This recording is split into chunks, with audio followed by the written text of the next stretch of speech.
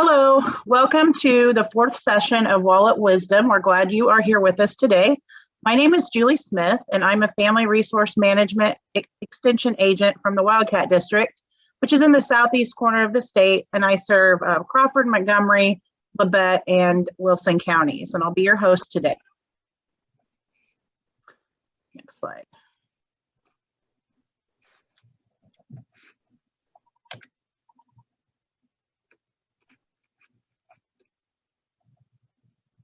Okay, so Kansas State University is an affirmative action equal opportunity employer. The series today is brought to you by the K-State Research and Extension Family Resource Management Program Focus Team. Our programs are open to all, and we do not discriminate against any of these protected classes. Next slide.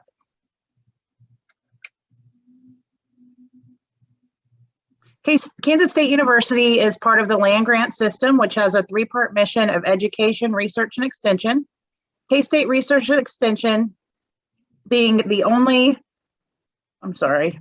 extension or outreach part of that mission provides resources and educational programming to empower residents and communities across the state of Kansas. We do have offices in every county of the state. Some counties have gone together to form extension districts. Like I mentioned, I work for Wildcat. These are indicated on the map. Your local office can be found by going to the URL on this slide, and it's also posted in the chat, and you can click on your county to find your local office.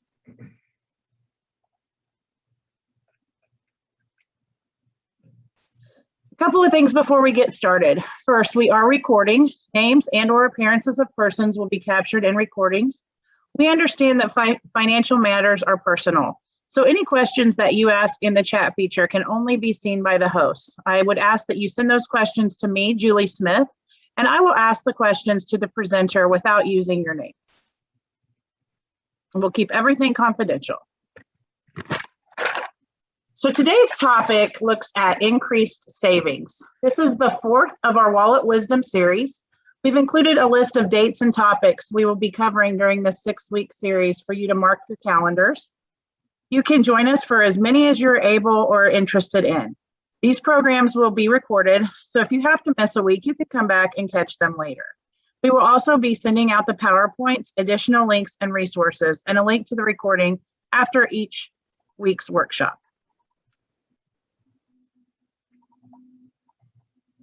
Next slide. So the information provided in this session does not and is not intended to constitute financial advice. Instead, all of the information, content, and materials presented are for general, informational, and educational purposes only. We do understand that everyone's financial situation is different. There's no one-size-fits-all approach when it comes to personal finance. This series of programs is not intended to be a substitute for personalized financial advice. And now, getting to the good stuff. Whoops, where did I lost you for a minute.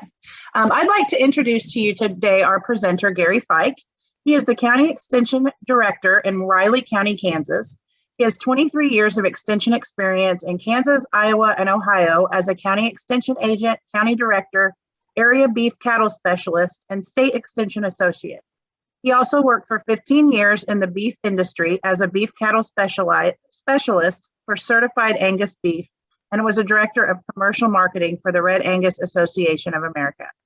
He holds a BS degree in agricultural education from Oklahoma Panhandle State and a Master of Science from Kansas State University. Most recently, he's joined us as a family resource management agent, offering programming in household budgeting, saving, investing, and debt reduction in Riley County. He's also the state coordinator for Volunteer Income Tax Assistance Program and prepares tax returns for low to moderate income clients in Kansas. Welcome, Gary.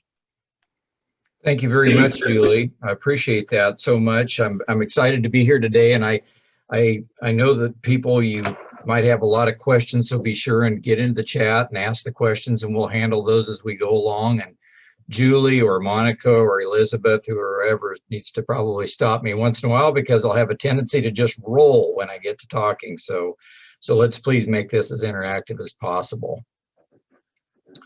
You know, the title of the Zoom conference today is Increasing Savings. But first, I think there's a lot of things that we have to consider. These are going to be pretty philosophical in nature, but we'll get down to more brass tacks as we move through this. But I think you need to take a look first at what is my current savings? How much do I have saved now? And for what? Do I have money saved for emergency, for living expenses, for vacations, for retirement? How much do I have saved in each one of those things now? And what is my age? My outlook on retirement and other things is a lot different at age 25 than it is at age 55. What is my income and how much can I save? What percentage of my income do I think I can save? And marital status. And I'll talk here and there about marital status and about communication in a marriage or in a partnership, because oftentimes within a marriage or a partnership, you've often got one that's a saver and one that's a spender. It's rare to have both the same. So that'll be something else we'll talk about a little bit. And then a lot of people have different things they need to worry about. If you have a lot of health issues and you have to spend more money on medical expenses, doctor bills, and those kinds of things, I think you need to take that into consideration as well. Kids, dependents are something else that affects obviously how much you can save and when. And then what are my goals for retirement, for home ownership, for college education for my kids, for entertainment value during the year? You know, as we're often reminded, you do need to spend some money for entertainment at some point along the road. So how does this all play into how much can I save and for what? Secondly, what does my non-mortgage debt look like? And can you imagine life without debt? Because if you've got a lot of debt, it becomes very difficult to save more. And can I meet a $1,000 emergency if I have the alternator blow up on my car, or the starter, or I have a sudden emergency in a medical bill or something, or a deductible on insurance that comes up? Do I have 3 to 6 months worth of living expenses saved in case somebody loses their job? If your income is cut by a third or a half, do I have enough money saved there? I think something that is probably as important as anything, and to start at a very young age, is, am I taking full advantage of a 401k, 403b, Roth IRA, or other retirement savings opportunities? In the olden days, a lot of companies had pensions, and so you had a pension plus Social Security. That's a very rare thing anymore. If you've got that, congratulations. But if you don't, then it's pretty much up to you and your employer for whatever they're contributing towards your retirement in terms of a 401k or other investment vehicle there. You need to take a really hard look at that.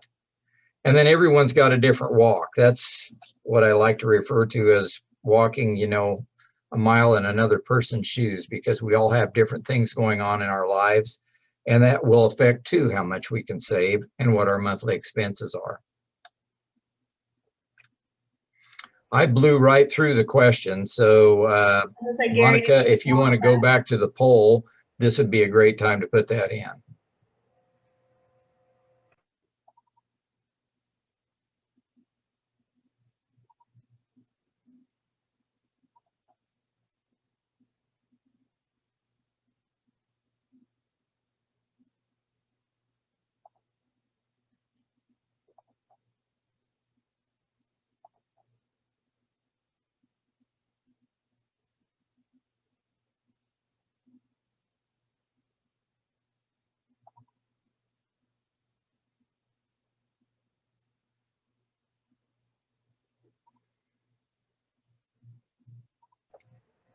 So everybody should be able to see now, of the participants that completed it, about 46% said yes, they have an emergency savings, but they don't feel like it's enough. 23% said they do not have savings at all. And 4 participants said yes, they're either comfortable with the amount or they think they have enough. Very good. Very good. I think it's probably not surprising to me to see that most people say yes, but I don't feel like it's enough, because you're always worried about having enough for whatever it is, whether it's for retirement, emergency fund, or living expenses. So I'm going to close that, or Monica, do you need to do that, I guess? Each host will have to close their own. So go ahead Okay. and close it now. Good deal. Okay, so for those of you who don't feel like you've saved enough, or for those of you who don't have anything in savings, the one thing I want to offer is hope. There's always time to do that. And there's really, it's very simple. It's a very simple process. My dad used to always tell me, he says, you just don't spend more than you make.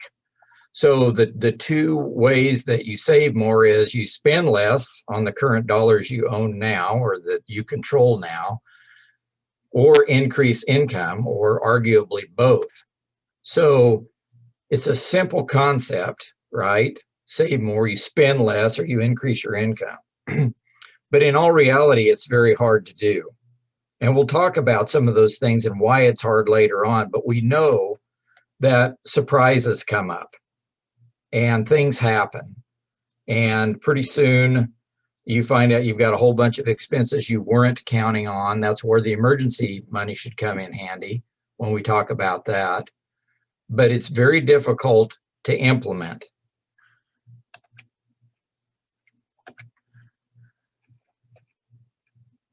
So it's time to make a plan. And there's a couple of these things that were probably covered on the financial check sheet that we did in the very first session. You really need to sit down, and if you're married or have a partner, you need to sit down and decide what you've got for debts and assets and make up a net worth statement. It's simply a listing of all the tangible assets that you have versus the debt you hold on your mortgage, if you have one, on car loans, on student loans, all those kinds of things. And then secondly, you need to look at your household income and expenses and look at your debt to income ratio. And that is your gross income, not your net income, but your gross income, and then how much you're spending on other debt payments. If you're looking to buy a house at some point in time, bankers will look really, really hard at your debt to income ratio, which should be about 36%. Now, they will go up to maybe 42 or 43%, but that's kind of crowding the edge because of all the other things that you've got going on, all the other bills you have to pay, utilities and trash and water and all those kinds of things, car insurance and those kinds of things. So we don't really want to get too high above that 36% if we're looking at buying a house. And the house actually shouldn't be any more than 28% of your gross income per month. So those are some of the things that you need to think about before you explore purchasing a house or just looking at your overall financial health. Check your credit. We do have a program through that offered by K-State, Family Resource Management. A credit score really is nothing more than something that says you're really good at paying debt or you're really lousy at paying back debt. Sometimes it just gives lenders the opportunity to say, okay, you're a great credit risk, you always pay your debts back. But on the other hand, sometimes you may have a lot of debt, but you're just really good about paying all of your bills, but you don't have enough money left over to save. What if I lose my job? What are we going to do then? And that's where the 3 to 6 months comes in, and that's what we save for on that.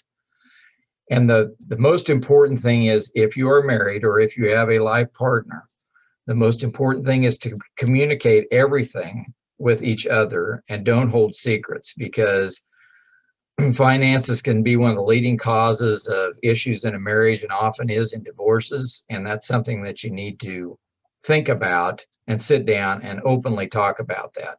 Some people don't like to talk about finances because it often ends up in arguments, but it's better to get things out in the open and understand what's going on in your financial life. The net worth statement, as I alluded to earlier, you need to take into account all of those hard assets that you have, whether it's your house, if you own some land, real estate, maybe a rental property. And it even includes paid for vehicles, what money you do have in savings now, what money you've got in retirement, and all other hard assets or assets that are tangible. Your debts would include your mortgage, student loan balances, credit card debt, car loans, personal loans, other things that you hold that you're indebted to somebody else for. The debt to income ratio that I talked about earlier, here's a simple example. If your monthly gross household income is $4,000 a month, and you're paying $1,000 a month in credit card payments, a $600 car payment, a $350 loan payment, or any mix thereof, I just threw these numbers out, that's $1,950 divided by 4,000, then you're looking at a debt to income ratio of 48%, and that's going to be too high to qualify for a mortgage loan. So this is a case where we need to think about reducing debt or restructuring some things there, because we've got all of these other bills we got to pay. Renee did a great job last week of talking about spending plans and budgets, but remember, you've got electricity bills, you've got natural gas or propane, water, trash, internet, cell phones, vehicles, insurance, and all those other things that we haven't accounted for in the debt to income ratio. And it becomes very difficult to save any money at all if all of your money is already spoken for. So you have to start making that savings a priority. So how do I save when I can't meet my current obligation? Well, honestly, we're in a spend society, consumerism. I think people are doing a little bit better job, I think now the last year or so, with the pandemic, because we simply couldn't get out. But as things begin to open up, I think we're going to see spending increase if we haven't already seen that. And again, Renee covered this last week, but a spending plan or a budget, nobody likes that word. And they don't like that word because it implicates that it involves discipline. And nobody wants to be disciplined, right? So what you want to do is do the pay yourself first mindset. And part of that budget is putting aside at least every pay period, 10 to 15%. And it's easier to do that if you make automatic transfers. And most everyone has electronic banking. If you don't, you should really look into it. Making automatic transfers from your checking account after you get paid into your savings account, even if it's only 5% or 3%, make some commitment there to help save for your emergency fund if you don't have. And if you've already got that fully funded, then you probably need to start thinking about making those transfers over for your 3 to 6 months worth of living expenses so that you can handle those expenses in case somebody does lose their job. I will interject a little bit here and say that if your job is very stable, if you're not worried about job loss, you can probably get by with 3 months. But if you're in a position where you're a little bit worried about how the economy is affecting your particular job situation, then 6 months would probably be better. And the older you get, the more difficult it becomes to find that job. At least you can make a sideways move in from an income standpoint. So the older you are, probably in some cases, the larger that should probably be. And that money should just be in a passbook, a money market, some low interest rate account, interest bearing account, so that there's no risk involved with losing any of that principal. Monica, did we have the second poll in here? I don't remember where we interjected No, that. I had it a little bit later, but I can launch it now if you're No, ready. that's all right. We'll do it. Just give me a thumbs up or let me know. Okay. So my wife and I say this all the time to each other: want, want, want, need, need, need. The balance between wants and needs: you should pay yourself first. You need to get rid of debt as quickly as you can, minus mortgage. A car payment is something I harp on all the time with my clients. Transportation is transportation. Everybody needs it, but always keep in mind that a vehicle is a depreciating asset. So you really need to consider how much money you want to contribute towards a depreciating asset. Because if you buy a car for $30,000 or $35,000, if it's brand new, You know, in 4 or 5 years, when you've got a number of miles on it, it's going to be worth about a third to a fourth of what you paid for it. Now, it's transportation. You have to have it. You're trading off money that could be appreciating somewhere else. So this is something you really need to consider about wants versus need. Do I want to drive a 2021, whatever it is, or can I get by with a 2017 or a 2012 or a 2018 rather than a 2021? Because again, you're sinking an awfully big chunk of money into an asset that does nothing but depreciate. So you have to be thinking about that. Things that are not necessary for life. Again, we're talking about wants versus needs. If you are drowning in debt and you've got a boat that you're making payments on, you've got a smartphone you're making payments on, cable TV is an expensive monthly cost. Those are things that are not necessarily necessary for everyday life. Eating out, and I think Renee talked about this last time, so I won't spend a lot of time talking about that, but you know, you go out to eat for lunch, even at McDonald's anymore, $7-8 if you get the meal deal, and you do that 3 days a week, that's $1,200 to $1,500 a year. Coffees, I had coworkers at one of my previous jobs that had to be at Starbucks every day for a $4.50 latte, and that can amount to $1,100-1,200 a year.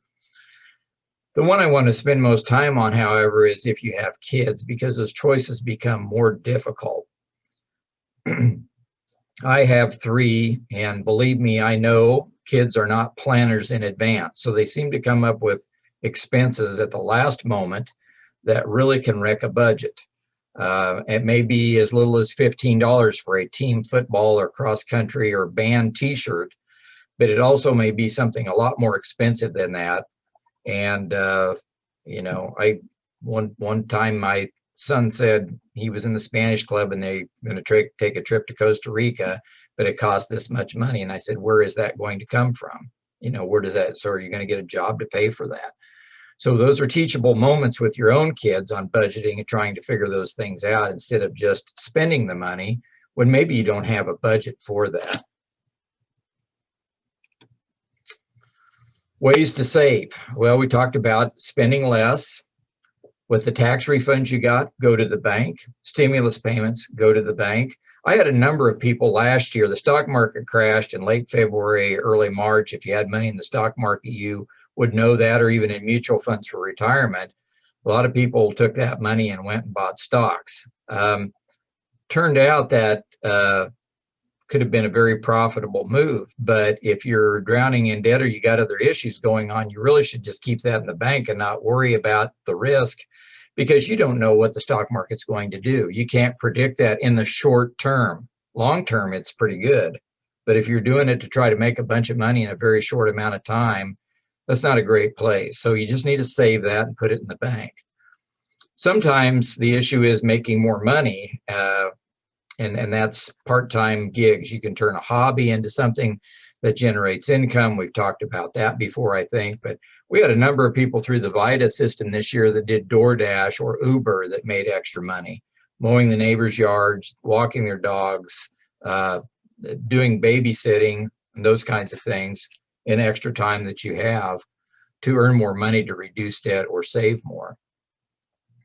You also need to check into your insurance rates. You need to do that at least annually and do some price shopping on auto insurance, your house, private mortgage insurance. If you've got 20% equity in your home, you shouldn't be paying house private mortgage insurance premiums. And you need to check with your lender on that to make sure that that is not a bill you're paying unnecessarily. When you go food shopping, make the list and stick to it. This is a dumb one. Put your change in a jar every day, every week. I was amazed when I used to travel a lot in previous jobs, how much change I would accumulate in my pocket and stick that in a bank, in a piggy bank at home, and then take that to the bank and cash that in and deposit that. If you've got an older vehicle, you probably need to look at dropping collision and comprehensive insurance on vehicles you've got totally paid off. They're not worth much. There's no sense having anything other than what the law requires, and that's liability, and take that risk yourself.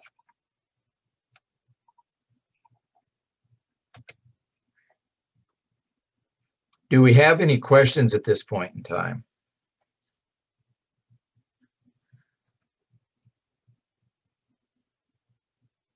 Sorry, Gary, couldn't unmute myself. We don't have a question. I do have a comment from someone that says there are a lot of people working for minimum wage or a little more, but they don't have enough to cover their needs. And there are cases where people simply just don't make enough to save. I think you've addressed that a little bit with potentially going out for extra gigs. Anything else you would add to that? Well, the only other thing I would add to that is there's a lot of people making minimum wage, and I don't know everybody's situation, here in Manhattan, as it is everywhere, there's a shortage of workers. So when my daughter and she was 16, worked for Dunkin' Donuts and got paid $12 an hour to make coffee and to serve people. And that was maybe 4 to 6 hours a day, maybe 6 days a week sometimes it's 4. She could work full time if she wasn't going to school and other things. So I think there's some other opportunities out there. Now, I'm not saying there's not any minimum wage jobs, but at least in our area, you can work just about anywhere for $11 to $12 an hour, which is well above minimum wage. And I think a lot of those jobs that people are making minimum wage at were never designed to be full-time jobs where you can pay all of your expenses. A lot of the fast food joints will only give you maybe a 20 or 30-hour work week because they have to provide other benefits. So if you're making $7.25 an hour, there's people that here, basically unskilled workers that are making 11 to 12. And still it'd be tough to make that depending on what all of your expenses are. So we'll go on with that. Remember that your income is your biggest wealth builder, and it's not maybe how much you make, but how much you keep. So as I just spoke about, increasing skills, looking at other opportunities, working extra jobs, doing those kinds of things, and then saving that extra money to reduce your current debt or save more. And then I worked with a guy in Iowa Extension, and he was a very frugal person. And I know a lot of frugal persons, and I know a lot of spendthrifts. But this gentleman said every time he got a raise, that raise just went automatically into savings. So he was living on old dollars, but he managed to do that and did quite well. Again, it's really about discipline and how much you can put away and how much you can live on, and the choices that you make. Saving and investing are basically two different things, and I want to talk about that for a little while. We save for purchases that are short to mid-term needs, like emergency funds, like 3 to 6 months living expenses, for college, for appreciating assets like a primary home, property, farm. And we also save for depreciating assets, saving for auto, saving for a vacation, saving for toys, whatever those things might be, things that you want to spend time with. But those are quite different than what we're saving for investing in order to build long-term wealth. And primarily, I'm talking about long-term wealth in terms of your retirement living and income. Maybe if you're considering buying a business, you're investing in a business, or maybe a rental home, or future spending needs of a lifetime. Let's say you want to go to Europe in 10 or 15 years. You can invest money there in riskier investments that will help your money grow more quickly over time. Charitable trust, giving to children, grandchildren. There's a lot of people. My father was one of them. He was saving money for us kids, so that when they passed away, that we would have some kind of an inheritance. Didn't need to do that, and I told him that, but some people want to do that and leave something for their kids. So that's another way that you might want to invest for the future, is for posterity. So I'm going to talk a little bit about those saving and investing vehicles. The investing vehicles, you need to really think about long-term stuff. Again, go back to the example I used about taking stimulus money last year and investing it in the stock market. It's probably not a good way, but long-term investment vehicles would include things like bonds, stocks, individual stocks, which are riskier than a mutual fund, which is probably the best way to invest in the stock market. Real estate investment trust, which is somewhat like a mutual fund. You invest money into a fund where other people put together real estate and you benefit from the increase in value. And you need to consider in all of these the length of time, when you're going to need the money, so on and so forth. The savings vehicles, again, is just a passbook account at your bank. There's money markets, accounts, and different funds there that you can save into. I like this pyramid that shows the return on various investments. We obviously realize that the more risk there is in the investment, the higher the potential return, and the less risk, the lower the return. We've been in a terrible situation as far as I'm concerned for saving money at the bank, because even certificates of deposit, I looked at the best rates just this morning just to update myself, and they're less than 1% on 3, 6, 12, 24-month certificates of deposit. If inflation is the last CPI, I don't know if any of you saw that, for April was way up. The stock market took a big dump on that yesterday because of that. So inflation is going to be a concern that we're going to have to worry about, I think, in 2021 and 2022. So you're not even keeping up with the rate of inflation. In other words, you're putting money in. If inflation is 3% and you're earning less than 1%, you're losing money because it's not keeping up with the rate of inflation. But it's still a safe place to park money. So I'm not dissing it. I'm just saying you're not going to get ahead on that. There's treasury bills, bonds, and notes. They all depend on how long you hold them for as to what they really are and the amount. There are fairly safe, especially in bond funds. Municipal bonds are exempt from federal and state income taxes, which is a saver. They can range anywhere from 1% to 8% depending upon how risky they are. Corporate bonds would be riskier than a government bond, but you will get a much higher return on those. Mutual funds that invest in stocks, and you can invest in the general stock market by buying index funds that follow the market, 6 to 12%. That's really fairly easy to obtain. There's thousands of funds out there that will get you that kind of return over the long term. If you buy one today, at the end of the year, it may have gone down 10%. But if you hold on to those funds for several years, you're likely to return 6 to 12%. Again, the individual stocks, they're risky if you own fewer than 10 to 15. And if you're owning 15 stocks, basically you have your own mutual fund as long as you have those investments spread out between growth stocks and income stocks. Whole life insurance policies are not a good investment as a whole. The return is very low on those. You buy life insurance for protecting your family in case of your death, but they're very expensive. It's much cheaper to use term life, which has no investment value and does have just a limited number of years, 15, 20, 25, or 30, depending on your age and what you can get. So whole life insurance policies are not a great investment.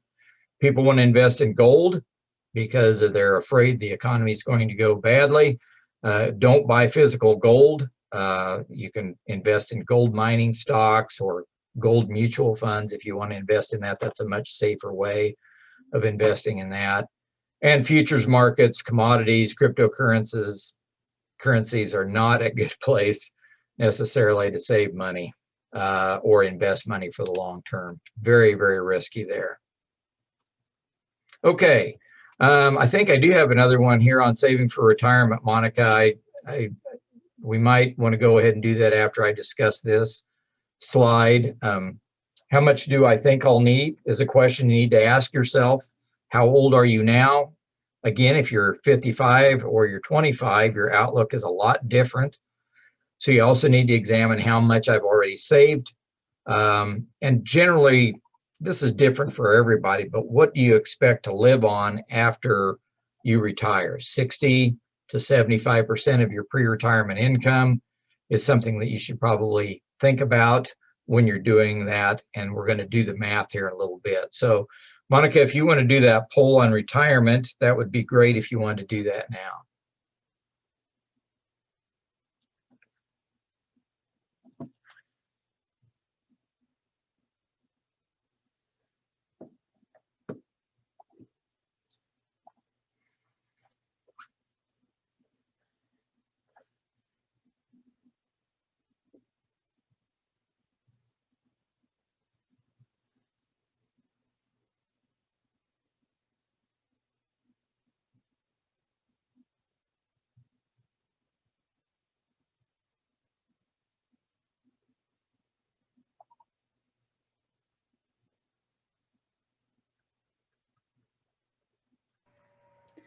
So everybody should see the shared poll results now. Looks like most everybody feels like they need to either save more for retirement, or they worry about it, but they don't dwell on it. Okay. Well, there's some people worrying a lot and some that just don't think about it. And sometimes that's the best thing to do, actually, is if you don't dwell on it, but you still need to probably think about it and make a plan. And I've got an example here, and I want to point you to and I think Monica will put that up, or Julie will put that up in the web chat, a link called bankrate.com. And that's what I've used for several of these examples here. So let's just say we've got a married couple that's 40 years old that plans to retire at age 65. They're currently saving 15% of their income for retirement. They've currently got 100,000 already saved after working for, let's say, 18 years, 15 years. Their current household income is $100,000. And in that formula, you can put in what you expect for annual increases over time and what you want to have for your desired retirement income. Of course, the higher you go, the more it's going to tell you need to save. You've got current retirement savings of $150,000, and assuming a 7% return, that's going to be on a pretty conservative stock mutual fund, and that's going to be during your working years. And you're going to scale that back probably to less risky investments after you retire to maybe 4% return. And you expect to live, and this is the U.S. Expectancy, 87 years. So with that formula, you'll have approximately $1.8 million in 25 years with all these assumptions. And you can make your own and do your own and make your own decisions. This is simply for an illustration. With Social Security income included, you should have an income that will last for life, with still nearly $2 million in retirement assets if you live at that 70% level. So I would recommend that you take a look at that and do your own thing. Plug in your own figures. If you think you can live on less than 70% of your retirement, of your current income in retirement, plug in 60. If you think, well, I really want to take some trips, I really want to do some other things, I want to make 85%. Believe me, if your house is paid off, that takes off a big chunk of your mortgage. But if you're 60 or 62 and you have a $400,000 mortgage, that's obviously going to affect what you want to have in retirement income. So you need to think about all of those things when you consider retirement savings. And then the next thing I'm going to get into is the wonder of the eighth wonder of the world, and that's compound interest. So again, using bankrate.com, you can do this on your own. But I took two young men who are 19 years of age, just out of high school. And Joe invests $2,000 a year for 8 years, and then he never contributes another dime. Jack invests nothing for the first 8 years of his life, but then he does $2,000 a year for 38 years. Both mutual funds average 12% annually over the long term. Who has more money at age 65? Well, Joe, who stopped after 8 years, has nearly $3 million. If he continues that $2,000 a month for the rest of his life or until he retires, he'll have $4 million. Jack, on the other hand, who has invested nothing for the first 8 years, only has $1.5 million. So it's a huge difference in the outcome. And that's the power of compounding. Because once we start increasing the amount in the account and it grows over time, it becomes substantially different at the end. And here's a lesson for your kids that I'm throwing in, and you've probably seen this before. Give your kids a choice between getting $1 a month for 12 months, make this deal in January, not in November, right? Or giving them a penny in January and doubling that amount every month. Which would they rather have? Well, most kids are going to say, why would I take a penny when I can get $1, right? But if you double that amount every year, and this is compounding, at the end of the year, kid 1 has $12, kid 2 has almost $41. Now, you can put any amount in those kinds of things you want, double them every month, but the power of compounding is real. And it depends so much on the investment vehicle that you're using. And we use the rule of 72, which some of you may be familiar with also, but you just simply take the number 72 and divide that by the expected rate of return equals the number of years it takes to double your money. So a stock mutual fund that has historically returned 9%, and there's lots of them out there, you can find them, will double your money in 8 years. If you're earning 12%, as we were in the previous example, your money doubles in 6 years. Now, if you can imagine the CD rate of 0.69% a year, and you did that for 3 years, it's going to take you forever. As a matter of fact, you may not outlive that and be able to double your money on that. So when we're talking again about inflation rate and staying ahead, again, this is for long-term. I'm not talking short-term, long-term stuff. You really need to be, especially if you're young, probably looking at investments that will create a better return for you. So with that, I'm just about down to the end of my 45 minutes, and I know but we've left plenty of time for questions and discussion. But the things are here is as we go forward, all these things are things we want to talk about, think about, and hopefully we've provoked some thought here into where you're at and where you want to go. So with that, Monica and Julie, if we've got any more questions or things people want to talk about, we've got time to do that. Okay. It looks like here's a question. How do you plan when you are in the middle of a catastrophe? My spouse has developed a medical emergency and the future is pretty dim. I would like to know how you would manage money in this situation. Well, I'm sorry for your troubles. I know how that goes. It's very difficult to do. And the first thing I would offer is, hope this thing will work out. I don't know what your age is, and I'm not going to ask that. And that's what I alluded to on one of my earliest slides was everybody's got something different that they're dealing with. So it becomes very, very difficult. The only advice that I can offer is that when you've got a lot of issues like that, that's the first thing you have to address. And depending on what your insurance situation is, if you had a health savings account or if you've got other assets, then that's what has to be done because that's the most important thing. So if you can put a little bit aside every month and not get that attached to your medical issues or your health problems that you're facing, then you need to try to save just a little bit to try to help yourself out. It may be impossible. If you don't, you've got to address that first. One other question, would you address how you would go about when your healthcare costs increase during retirement?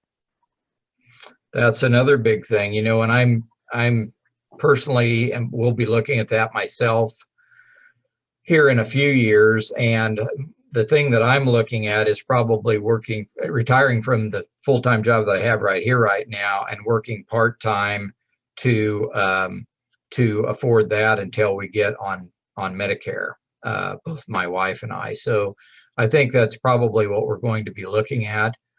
Increasing health costs is a reality, but that's also where part of your, if you're looking at 3 to 6 months worth of living expenses, if you've got that in place, then that suddenly becomes a little bit more of your emergency money for those kinds of things for increasing health costs. Okay, are there any other questions that you guys would want to send to me?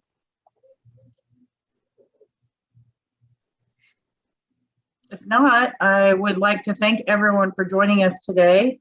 Thank you, Gary, for your presentation. And Monica will be putting a link to a short survey in the chat box. You can use the QR code here to get to the survey. It's pretty short, shouldn't take you more than a couple of minutes, and we would really appreciate the feedback to help us as we improve this program for the future.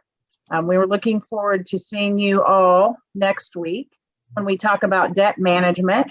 Our presenter will actually be the amazing Monica Thayer. So looking forward to hearing from her next Thursday, May 20th at noon.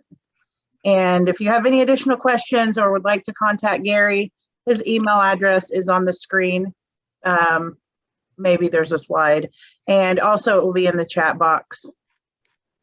Thank you again, Gary, for sharing your knowledge of increasing savings. And we're looking forward to seeing you all again right here next week on Thursday at noon. Thank you, Julie. Thank you all for joining. I really enjoyed it.